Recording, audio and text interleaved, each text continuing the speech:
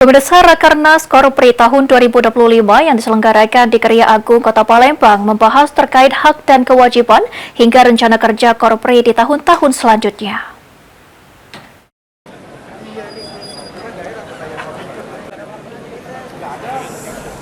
Rapat Kerja Nasional Korps Pegawai Republik Indonesia tahun 2025 yang diselenggarakan di Kerja Agung Palembang secara resmi dibuka langsung oleh Ketua Dewan Pengawas Korpri Nasional Profesor Judan Arif Fakrullah.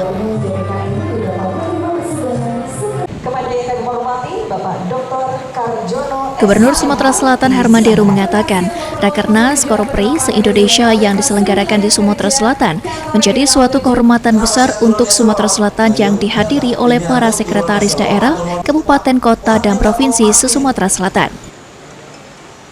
Rasa cinta tanah air dengan Ada beberapa poin yang dilakukan pembahasan. Di antaranya membahas terkait hak dan kewajiban bagi Korpri di seluruh Indonesia, serta membahas rencana kerja reformasi birokrasi untuk tahun-tahun selanjutnya.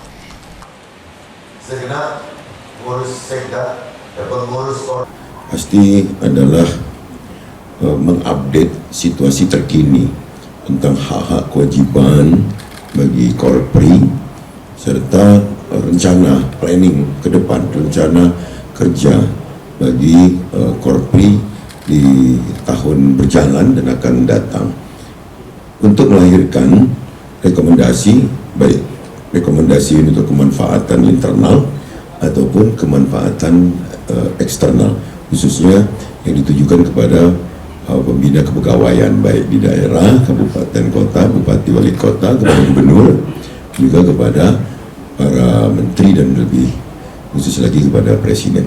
Reformasi ini khusus di birokrasi harus kita awali dan ini hampir tidak pernah kita perbincangkan. Jadi maka dalam Rakernas ini bagaimana arahan Bapak Presiden asta cita bisa kita wujudkan. Reformasi birokrasi penting, tapi baseline-nya adalah bagaimana kita membuat birokrasi kita sehat terlebih dahulu. Selain itu, Rakernas Korpri sebagai upaya mendukung dan mewujudkan program dan asta cita dari pemerintah pusat dan daerah. Eki Saputra, PAL TV.